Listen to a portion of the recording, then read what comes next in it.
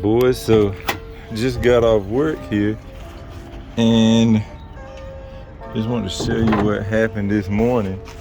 So we just got off work, and this morning as I was pulling into the parking lot, the line here is leaking. Now I don't know if that came from straight heat or if it was like rubbing it and rubbed a hole into it, but it's got a little hole right there, and it looks like it melted it a little bit.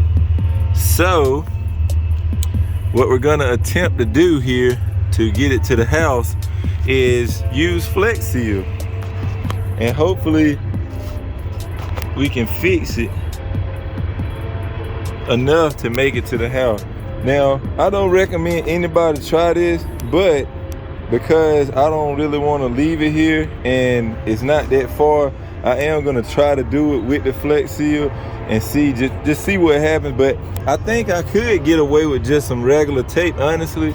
Like when it's running, it's barely dripping down. So a little bit of Flex Seal should definitely do the trick. But yeah, I guess right now we're about to run, grab some, get back, hopefully beat the sun and get this thing fixed up and try to make it to the house. As you can see, a little bitty hole right there. DJ, you crazy as fuck.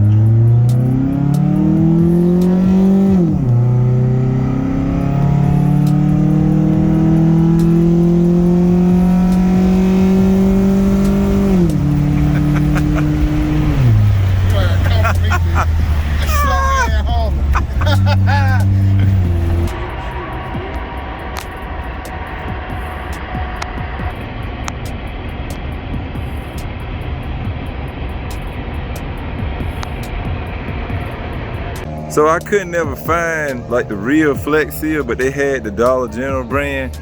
And so I just basically put one coat, and I'm gonna wait until this dries some, and then I'm gonna just throw a second coat on it.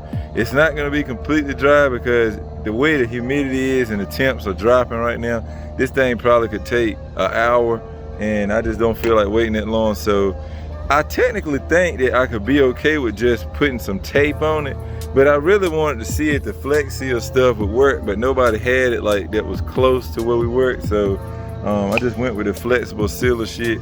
This probably won't work, but I think once I put this second coat and let it dry a little bit, I'm gonna try to wrap black tape around it, and hopefully, if anything, it'll absorb it enough to where we can make it back to the house and not leak it all over the header and cause a fire. That's the main thing I don't want to do. So yeah, let this dry out some more and then try to put a second coat and probably coat it in electrical tape and see if I can pin it away from that wastegate adapter piece so that it won't happen again. And yeah, we'll try to make it home. Leaving work, guys, and I'm really sketched about this, but hopefully we can make it. So we're passing by Trey's school right now, and we're about, I say, five minutes away from the house. And yeah, I'm super nervous, guys. It's still like when you come to a stop sign, it still smells like oil a little bit, but it's not as bad as it was this morning, but I can still smell it. Now I don't know if that's just residue or just like piss and oil everywhere. I don't know. I haven't stopped. I'm just trying to make it to the house. Yeah. This thing is pissing oil. Damn.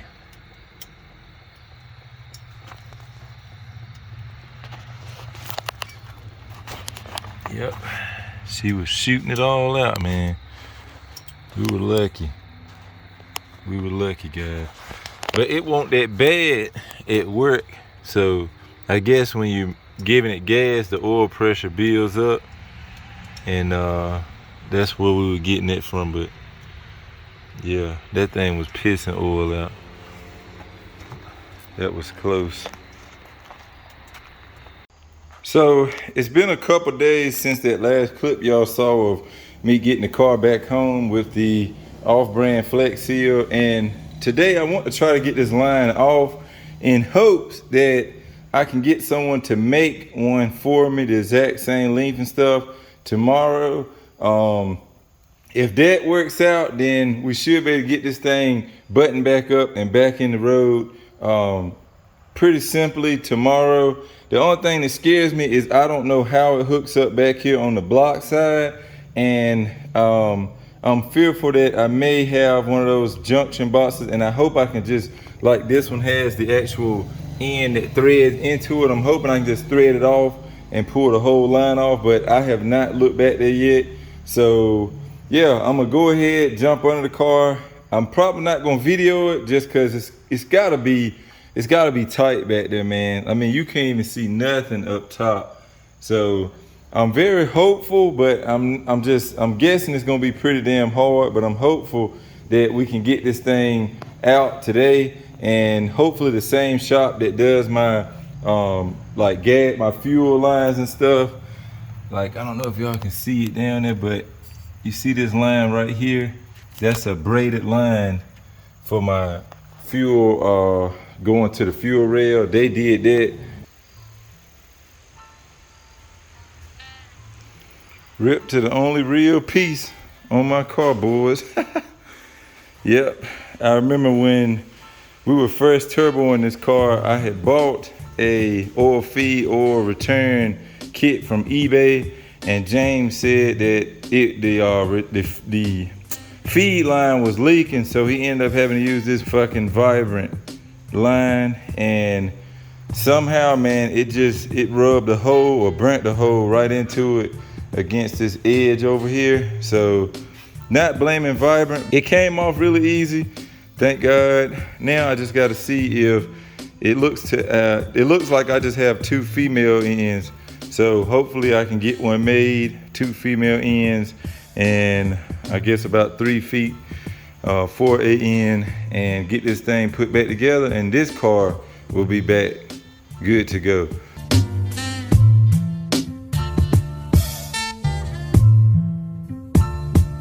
It is Friday morning now, and I'm on the way up to Warrenton in hopes that the same guy that did the fuel hoses and stuff for me before can make me a feed line. Maxpeedingrods has hit me back, and they did say they shipped theirs out, but I'm trying to get this done today if possible, and I don't know if they're gonna get me that here by today or even tomorrow. So I'm just trying to punch all the stops here, trying to get this thing knocked out. So hopefully this guy can make me one, and if so, then we'll be really good, and then I have the Maxpeedingrods one for backup. But either way, fingers crossed, guys, we can get this thing fixed today.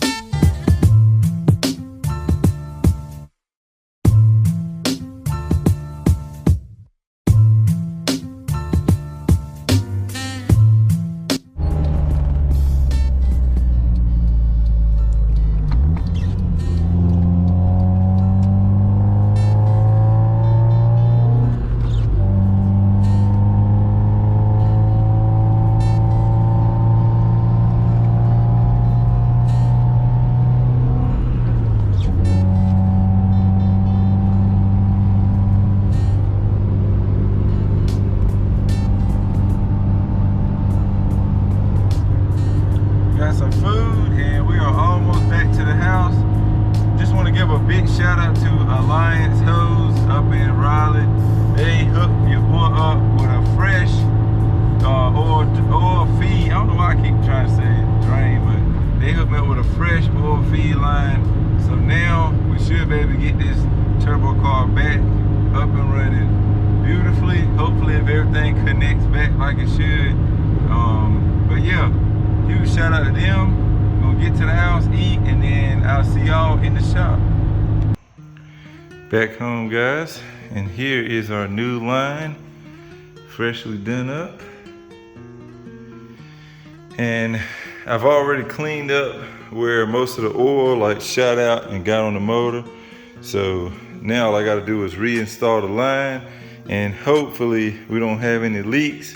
I may check with James. I don't think I need it because he didn't have any up here, but I don't think I need any Teflon on those. I think it like pushes into the end and just creates a seal from like the little, like see that it goes into like a cone shape. I think that's what creates the seal on these. So I don't think I need any Teflon, but yeah guys, I'm gonna try to go ahead and get this thing rerouted back on there, get everything tightened down, and we'll give her a start.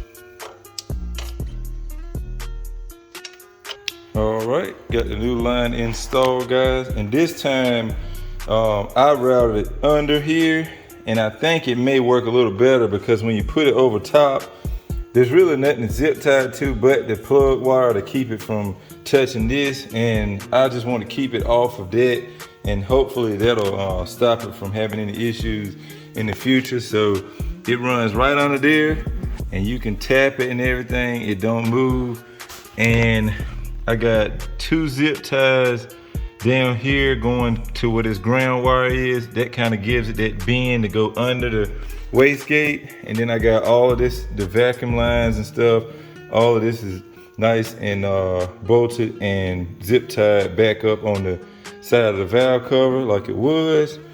All of this is extra zip tied just to keep it from running into the actual timing belt. The boost controller lines would slip towards the end, so I went ahead and put some zip ties on those to keep those up there nice and tight. And yeah guys, I think it's just about ready for the test fire. I really hope that this thing doesn't have any leaks, man. That's kind of what makes me nervous about this turbo stuff, but yeah, I guess there's just nothing to it but to try it. So we're gonna go ahead and give it a test fire and see what happens.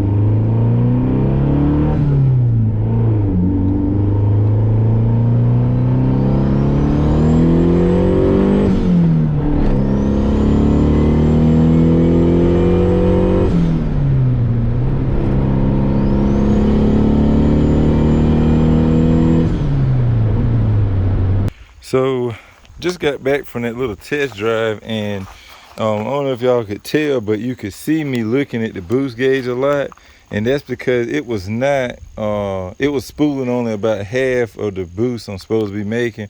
So when I got home, I was looking, trying to figure out what it could be, and this little piece came out of my electronic wastegate. You see that? Like, it's got threads in there, and there's something supposed to be in there, and I think it was clear. So I sent James a picture, and I guess we'll wait and see what he says, but he can't remember if it's something supposed to be there. But I specifically remember it was something there, and I believe it was clear, because I remember being able to see like the valve in there, but it was like something across here.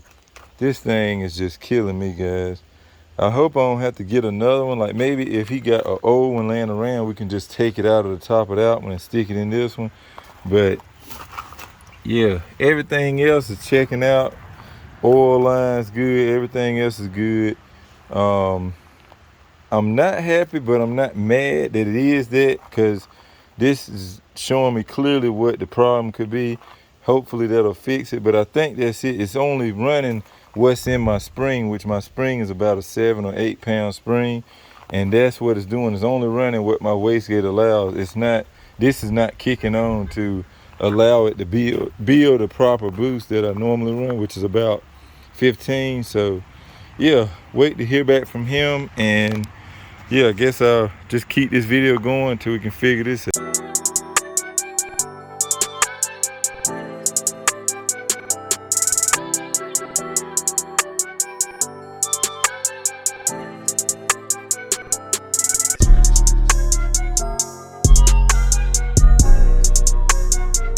Well guys, that's pretty much gonna do it for this video. Just a little backstory on what was going on in the last clips where we weren't making the proper boost. As you can see, it was definitely missing this little top piece here. So I ran up to James, picked one up, and he installed it for me right there on the spot. So huge shout out to him. Y'all go give him a follow on Instagram. And now we're making all of the boosts again.